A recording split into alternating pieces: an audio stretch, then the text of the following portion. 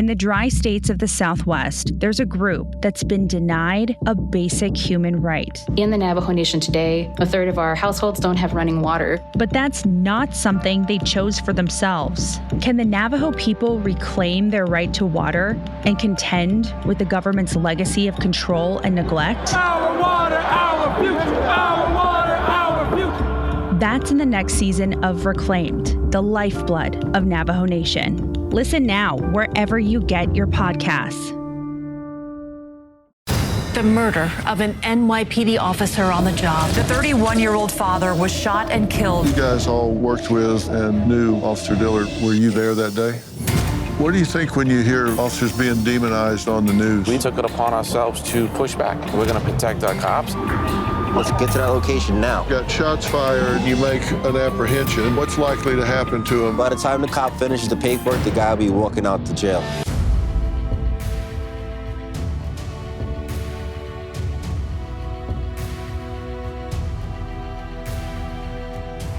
Tonight, New York City like you have never seen it before.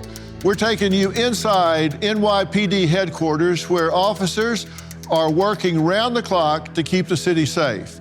We'll also ride along with them as they patrol the city's most dangerous streets, showing us firsthand the challenges they're up against. Tensions in the Big Apple between the police, the media, and politicians reached a boiling point when NYPD Chief John Schell publicly slamming lawmakers and journalists for criticizing the police department. Now, the department was also left reeling following the tragic death of Detective Johnathan Diller, who was shot and killed in a line of duty. We begin tonight with the murder of an NYPD officer on the job. Johnathan Diller was a husband, a father, and a hero to the city. This all started during a traffic stop in Far Rockaway, and tonight 2 suspects are in custody. Police say he and his partner were stopping a car here because it was parked in the bus stop illegally, and the suspect opened fire. He put himself in harm's way. He went towards the danger, all to keep the people we serve safe. At about 5:48 p.m., police say he and another officer assigned to the NYPD's critical response team approached the car on Mott Avenue near Beach 20th Street and asked the suspect to leave the car. He was given a lawful order numerous times to step out of the car. He refused. And when the officers took him out of the car, instead of stepping out of the car, he shot our officer. Police believe he was shot in the torso below his bullet-resistant vest. He was running, people were scattering all over because they didn't know what was going on. It was kind of confusing. The driver of the car, according to police, had a gun arrest in April of 2023. This is what you call not a crime problem, a recidivist problem. Same bad people doing bad things to good people. Less than a year, he's back on the streets with another gun. Later, we'll speak to the officers who worked side by side with Detective Diller in their first interview, just days after his death. But first, the NYPD has invited us into their world in an effort to change how Americans perceive the police and show firsthand how they protect and serve. So sorry about Officer Diller. What a special guy. What a special wife, a special family. Yes, sir. Nice to meet you, sir. This is our Joint Operations Center. It's the heartbeat of New York City in terms of what we look at, screens, Times Square, where we really mobilize every agency in the city. Port Authority cops, Amtrak cops. Oh, really? Like New Year's Eve, this whole room is filled with people working, phones, communication, president visits, everything. If something happens, we can lock into one of the cameras, and there's times that the commissioner and I be down here coordinating events. Instead of being out in the field, Cloud and the other field commanders will just kind of look at the screens, and it's almost like being an offensive coordinator at a booth, calling the place. Exactly. Oh, wow. Why isn't the DrPhil shown on one of these screens? Exactly. If you look at this screen here, how many cops you got working right this second if something happens? 9,761. 9,761 officers. That's the citywide total. Working right now. We had to mobilize quickly. We know exactly where they're working, how many, what bureau, detective bureau, on patrol. If we had to mobilize them, we mobilize them quick. We put them on a screen like this, and we know exactly where we're heading and why we're heading there. And you have them report to Randall's Island. You know Randall's Island we got there, right? We got one of our migrant shelters. 5,000 people there. 5,000 migrants here on Randall's Island? Oh, Randall's Island. We'll ride by there. We'll take a ride by there later. Right. That's our biggest HERC center. Since the attack in Israel, we've had now about 1,900 protests since October 7th. It comes out to about 12 to 14 a day. So these field forces that are out there right now every shift, they're there in case a protest jumps off. We know we can mobilize all these, what we call field forces, to a location. And if there's no protest going on, we can put them in hot spots of the city, so we can move fast. But this is a huge operation down there, 24/7. The numbers got to be tight, know exactly where everybody is. Field forces consist of 2 lieutenants, right? These guys are lieutenants. Right. 5 sergeants and 40 cops or detectives. That's just like one infantry team, you could say. I mean, 5 vans of 8 caravanning together as one group. They can respond to whatever needs to respond to. And we jump out like the brigade. Looks like a jailbreak when you come up. Yeah, that'd be a small one in Washington Square Park right there. We can zoom in, we can see who the players are. We know them. We're very anticipatory now because they've been doing this since October 7th, so we kind of know what landmarks they like to go to, where they like to frequent, what trains they like to use, and we're being a little aggressive because at the end of the day, and I'm very sympathetic and empathetic with what's going on in Gaza and Israel, but when you start to block our bridges, our tunnels, the streets, not happening, we're locking you up and we're putting you in jail. That's the message that I tell our cops. Because that's a safety thing. Yep. I mean, ambulances could be passing by, organ transport vehicles, firefighters trying to get to a call. One time they decided to block one of our emergency service vehicles that were responding to a bomb drop, and they thought it was a good idea to stand in front of our emergency service bomb truck to stop them from going to their job.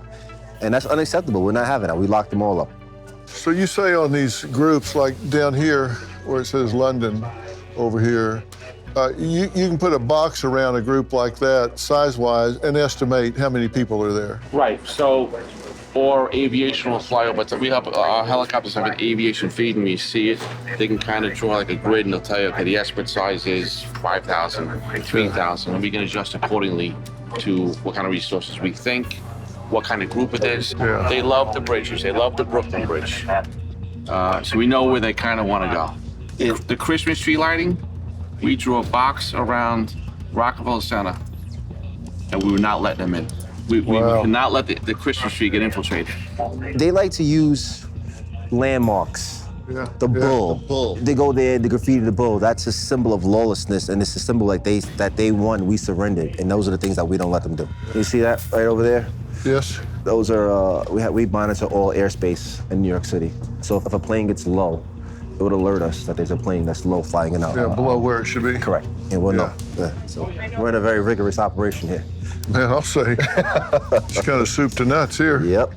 So this is where all the operation, the meat and potatoes is at One Police Plaza. I hope you brought your verbal A game right now. Yeah, I hope so too.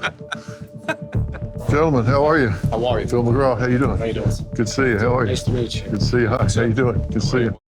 Christmas is the perfect time to share the gift of comfort and luxury with your loved ones. Cozy Earth makes it easy with their bamboo sheet set, a true holiday favorite.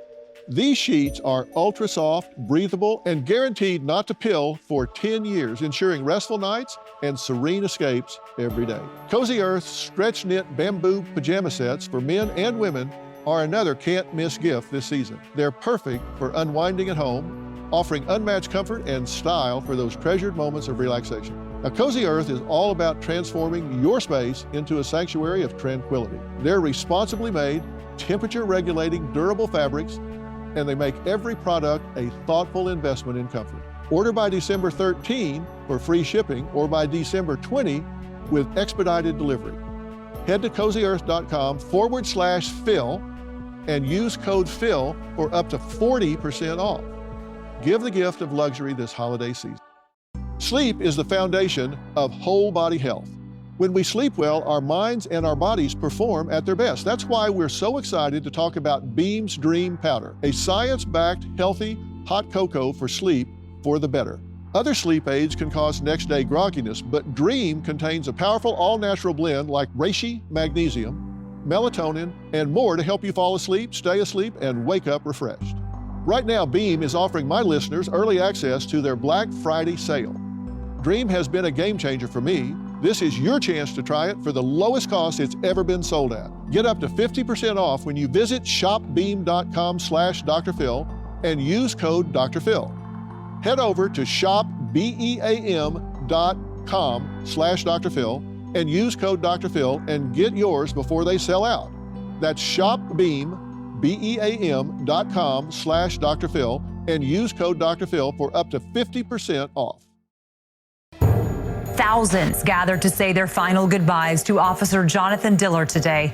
The 31-year-old father was shot and killed during a traffic stop this week.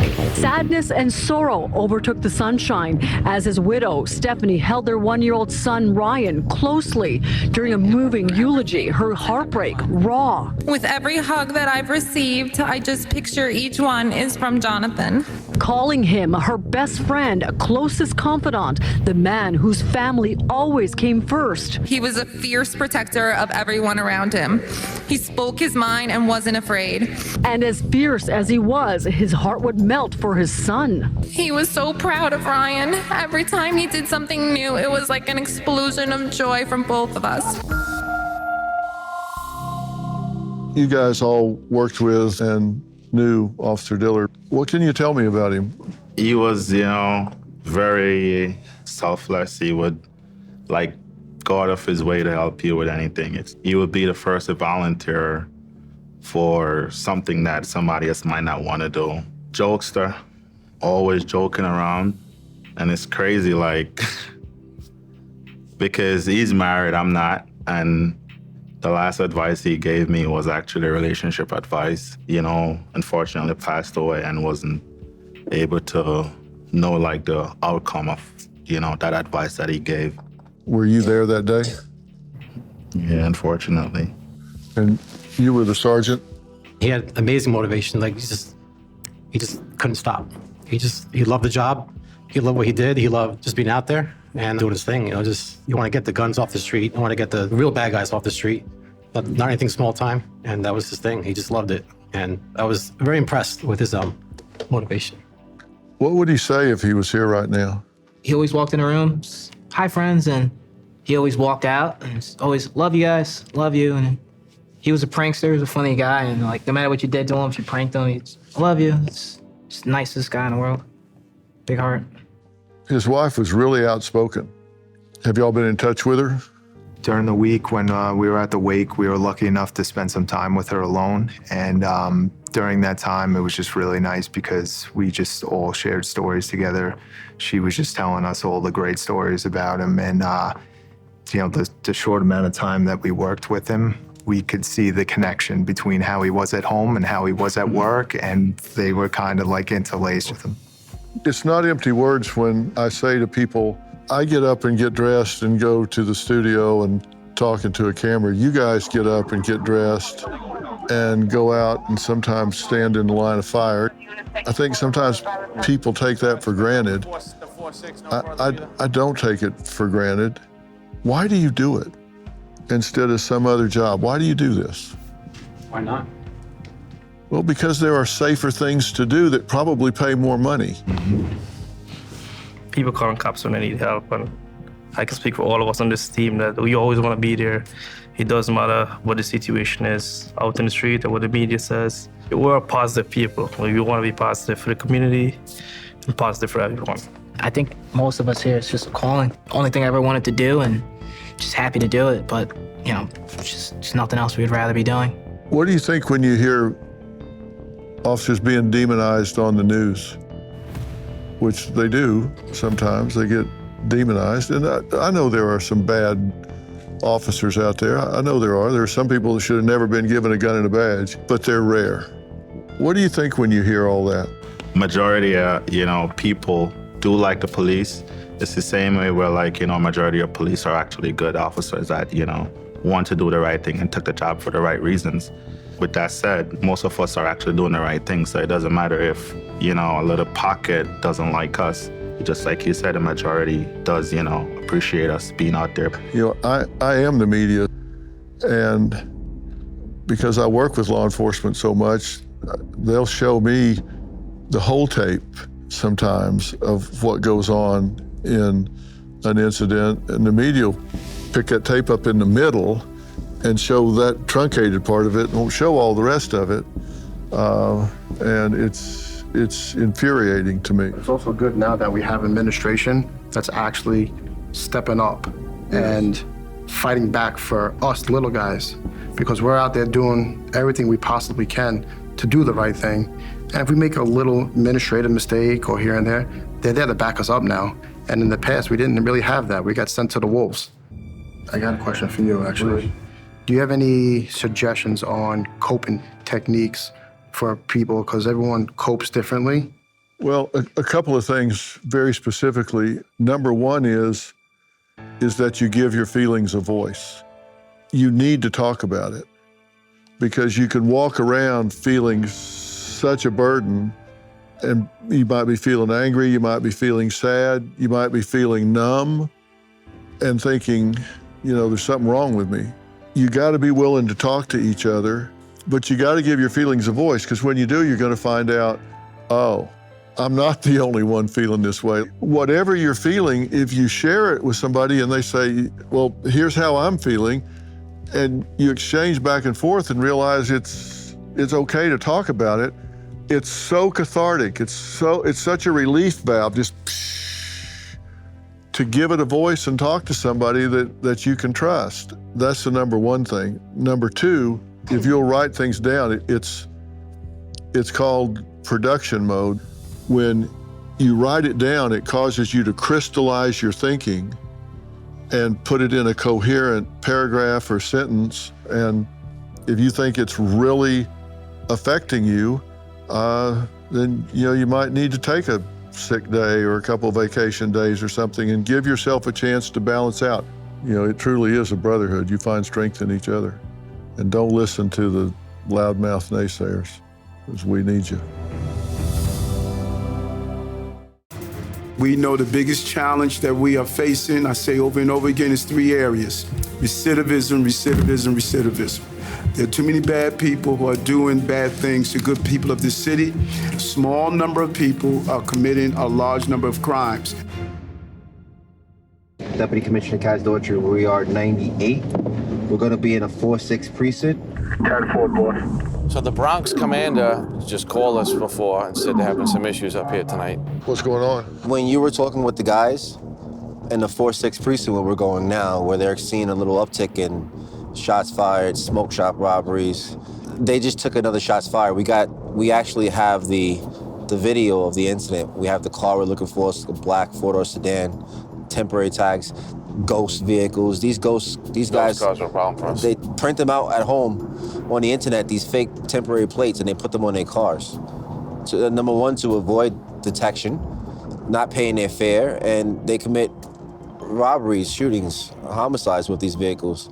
It's hard for us to identify them because they have paper plates on it. Are they stolen cars? Some of them are. Some of them are just unregistered.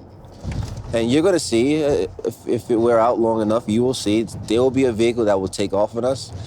We are using technology to make apprehensions. What do I mean by technology? We have what's called Star Chase, where the officers have a handheld device, like a handheld gun, and they can shoot it out the window. So it shoots a projectile in the back of the car, the adhesive, and it sticks on it. And then out with the center that you've seen, our Joint Operations Center can track that vehicle throughout the whole city. Nobody stops in the city, really, because there's no consequences. What's likely to happen if there is a incident that occurs? Say here, you've got shots fired, car with phony tags, and you make an apprehension, and you take the individual down and book them. what's likely to happen to them these days versus 10, 20 years ago? By the time the cop finishes the paperwork, the guy will be walking out to jail, walking out of the courts. It depends on their record. I'll give you a staggering statistic right now. We had a record number of stolen cars last year in New York City. It's probably our #1 crime, stolen cars, which was rare. Stolen cars in New York City. And we made a record number of arrests. And only 2% of those arrests resulted in a conviction. So 2%? 2%, 2.4 to be exact. And social media, TikTok to be specific, in July of 22 taught every kid in America how to steal a Hyundai and a Kia because there was a defect in the steering column. So all these young kids were stealing these cars, but they knew that they're not going to jail for it, so just keep doing it. Hard to imagine.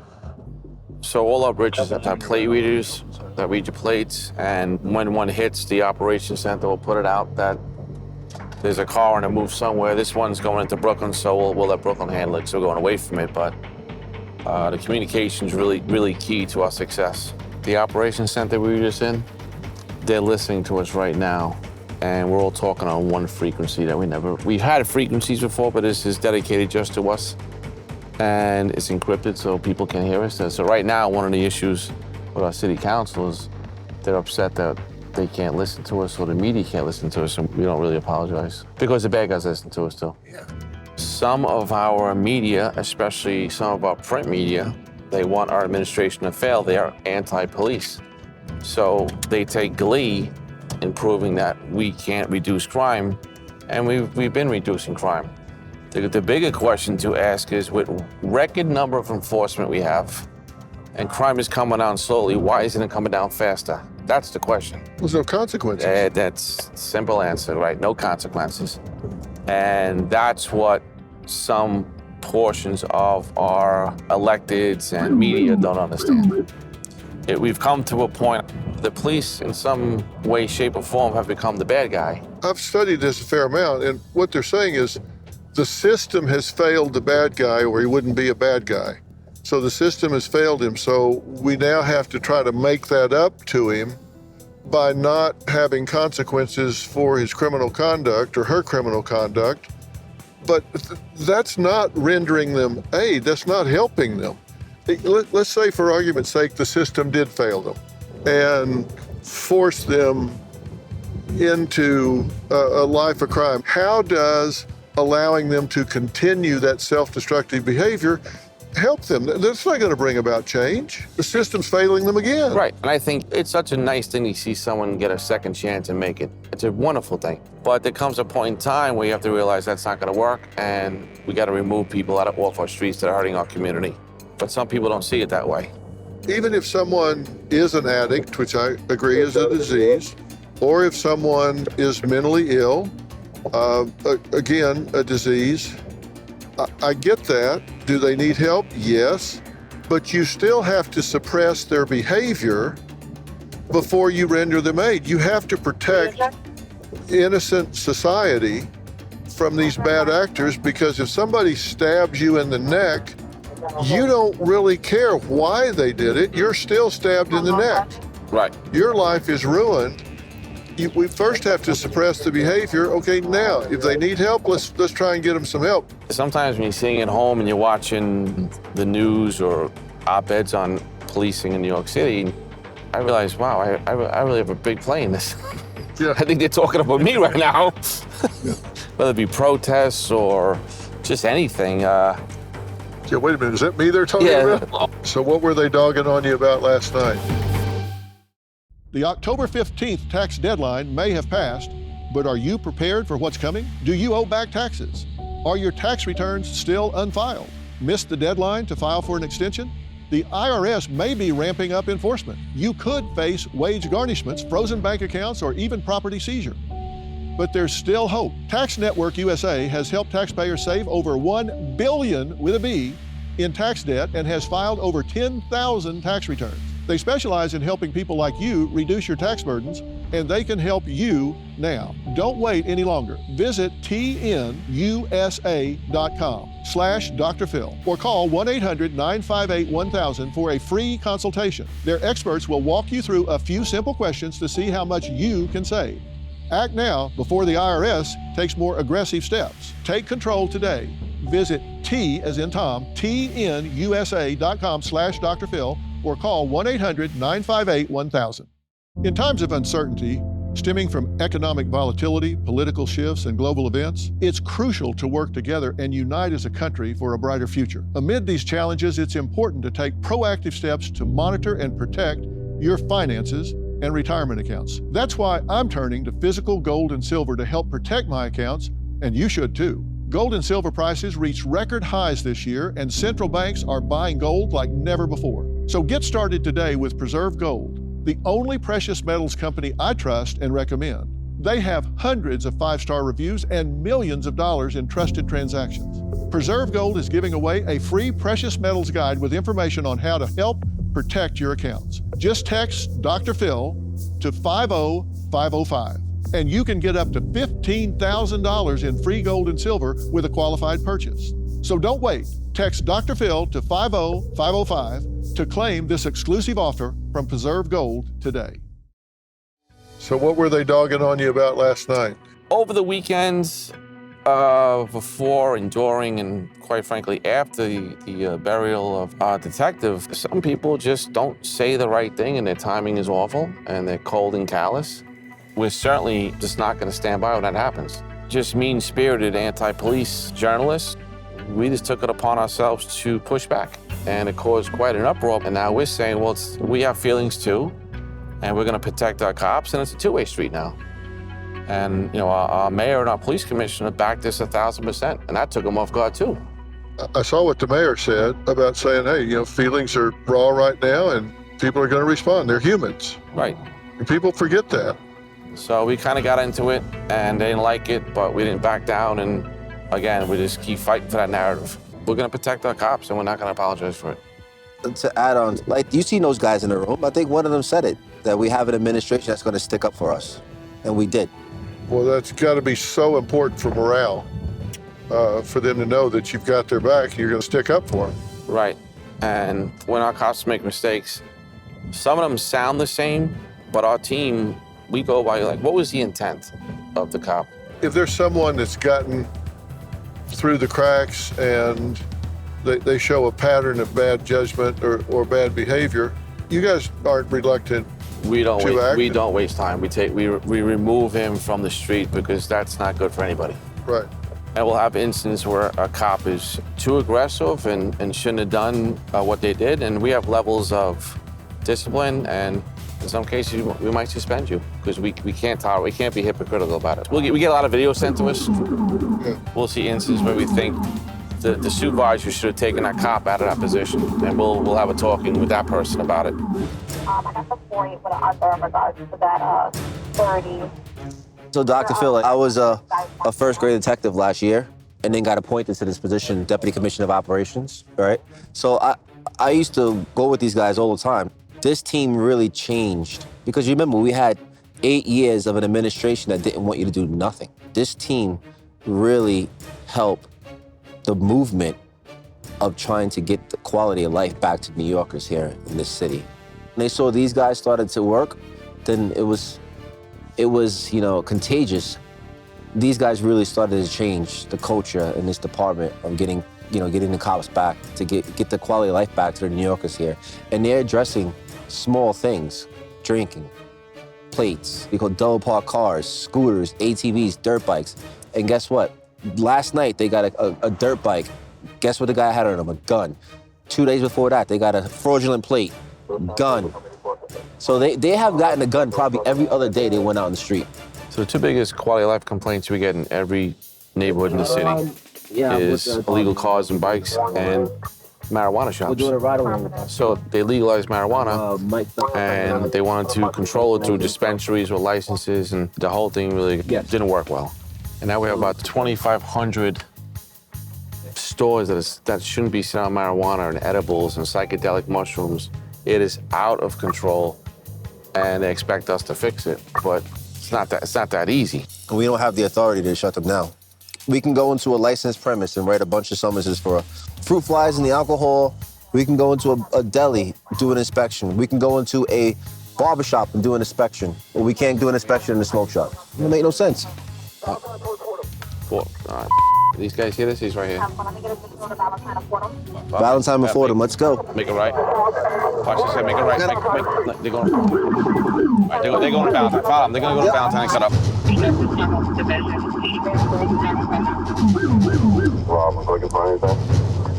Guys, whoever's in the front, let's get to that location now. Make it right here. Make a right at this light. Let's see what we got here. All right. All right, let's go. We're here, Let's guys. see what we got. The sergeant was chasing them. They grabbed this guy here. Let's see what they're running for over here. Who started this? He's across the street. So the commanding officer of this precinct, the 46th precinct here, so he'll tell us he's actually working. What is this? We're looking for a gun? Is that what we're doing? Guy threw a bag, a black bag. You threw a black bag? They're doing an evidence search right now. Oh, we tossed it? Yeah. Jerry, come here. Hey, boss. This is DrPhil. I'm sure you know him. This is, How you doing? How are you? This is Jerry. Good to meet you. Wow. He's the commanding officer of the 46th precinct. Yes, I am. So All right. Can you fill us in here quickly what you got here? Yeah, so public safety, for pursuit, I tossed the bag. So just canvassing this. We can't find a bag? No.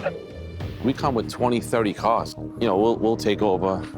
We come heavy. One of the greatest feelings in the world you could feel as a cop up here or anywhere else, when you're in a little trouble and you hear those sirens coming. Yeah, that is music to your ears. Don't you know it? Let's mount up, Johnny. All right, let's go. They definitely got to find the bag that he threw, which is probably going to be a gun in the bag.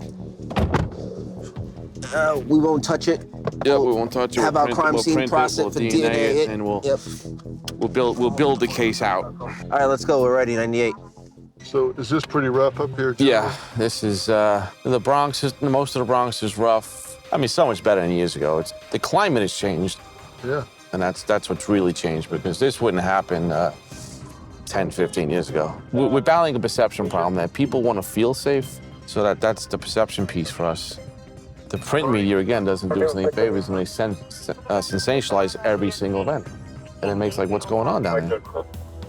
So when the conductor got slashed, when he put his head out the window to look, and someone came up and slashed him, 60 got assaulted, 30 got arrested. The 30 that got arrested, they had amassed about over 1,100 arrests. That's recidivism. That is repeat offender. That they shouldn't have the opportunity to slash the conductor. If You're saying the 38 that got arrested. Combined total arrests, 1,126 times. Now, I'll throw one more stat at you that'll really blow your mind.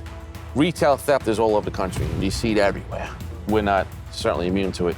We locked up 542 people last year who were locked for retail theft. We locked up a lot more, but this 542 represented like 30 or 40% of overall arrests of over 7,000.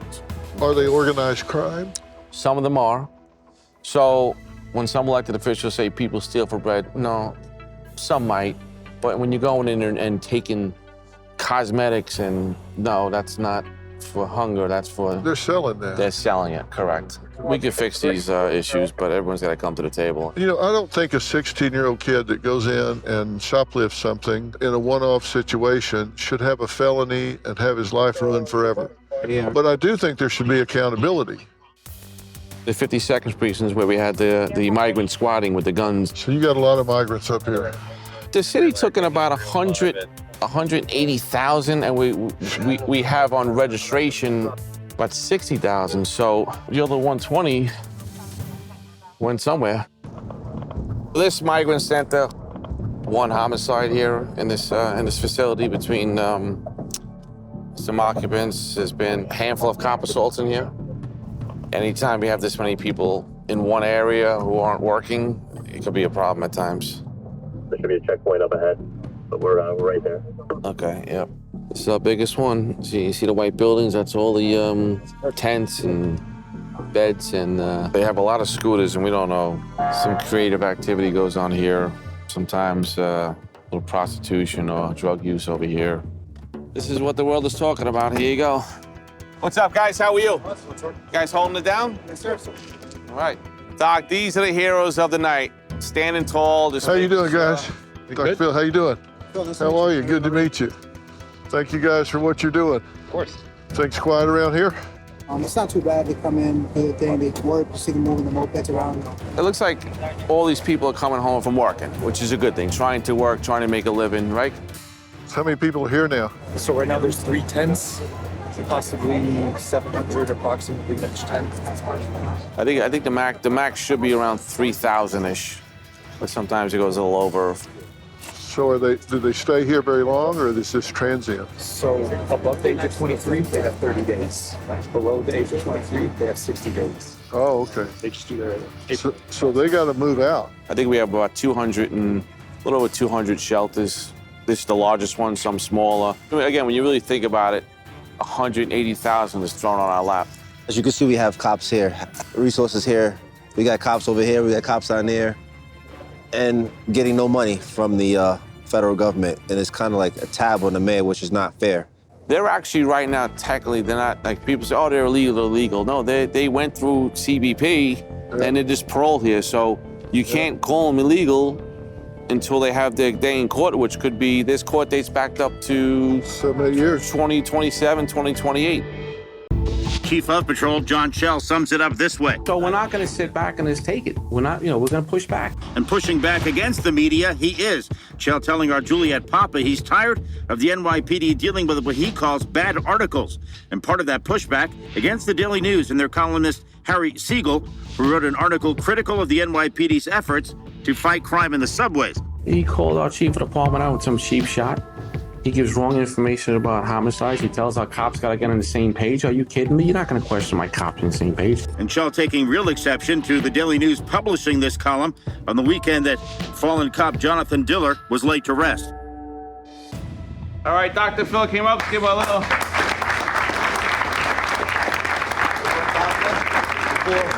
Dr. Phil? Well, how you doing, everybody? Sorry to keep you all waiting. I was in traffic and couldn't find a cop. I was stuck, but I got here. She was good enough to let me come over and speak to you guys.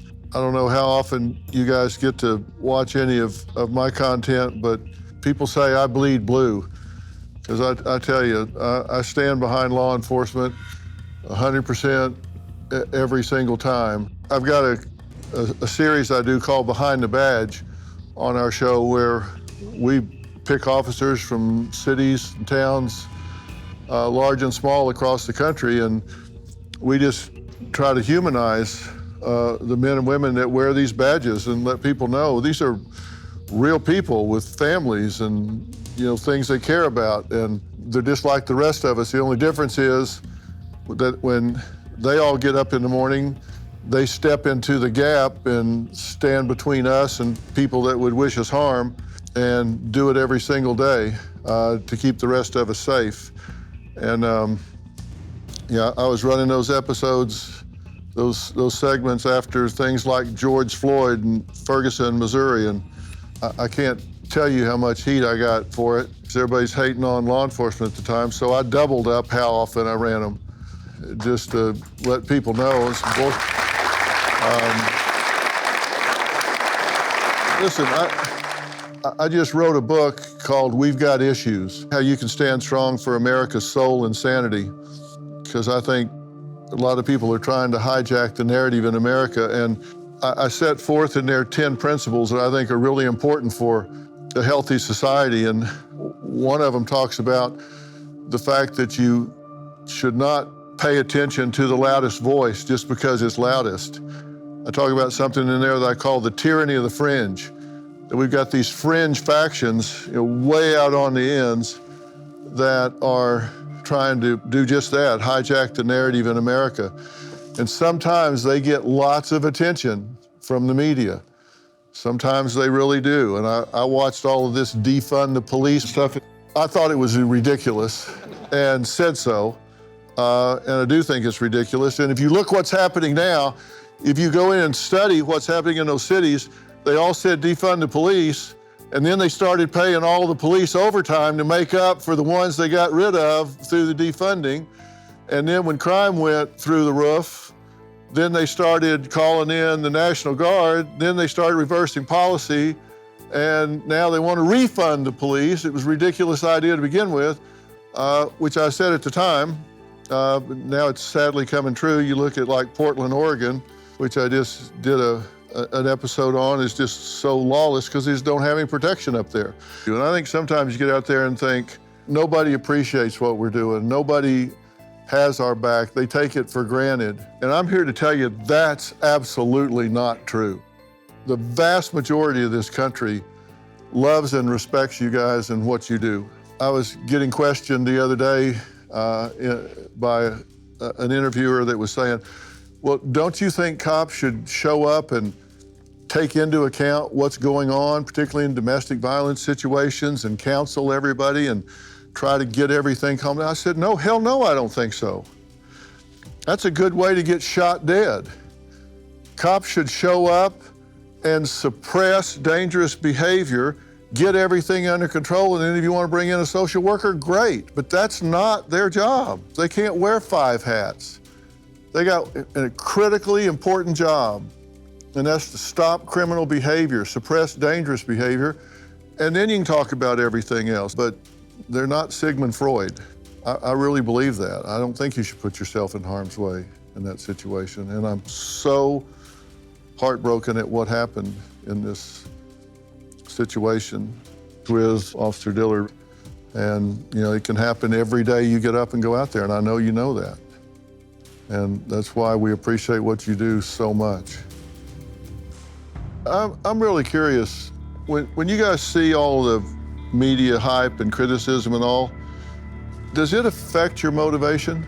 It doesn't deter my motivation because I know I come out here and do it for the greater good. You know what I'm saying? I don't listen to what the media portrays because, like you said, they don't put out what the good work we do. They put out like the bad scenes, the 10-second clips of where we may have done something that may look a little wrong. Yeah, I've had officers tell me that sometimes they'll see something going down that might require them to intervene aggressively or pull their gun, and they're sitting there saying, hey, the risk-reward ratio is just not there.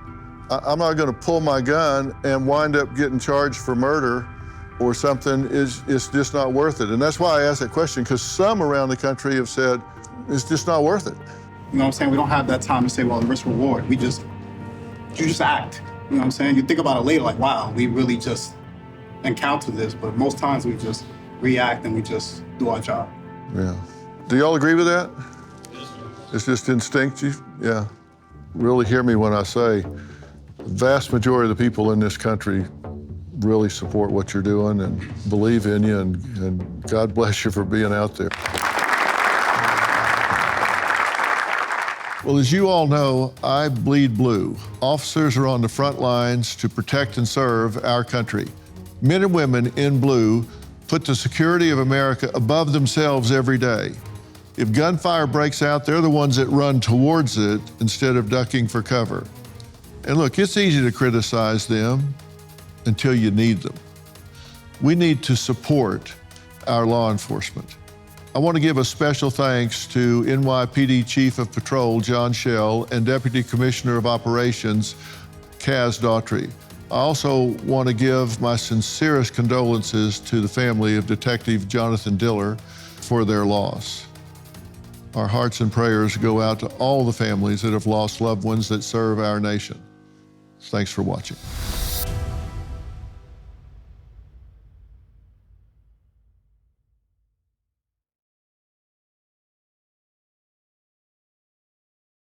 Hey moms, looking for some lighthearted guidance on this crazy journey we call parenting? Join me, Sabrina Kohlberg. And me, Andy Mitchell, for Pop Culture Moms, where each week we talk about what we're watching and examine our favorite pop culture moms up close to try to pick up some parenting hacks along the way. Come laugh, learn, and grow with us as we look for the best tips. And maybe a few what not to do's from our favorite fictional moms. From Good Morning America and ABC Audio. Pop Culture Moms. Find it wherever you get your podcasts.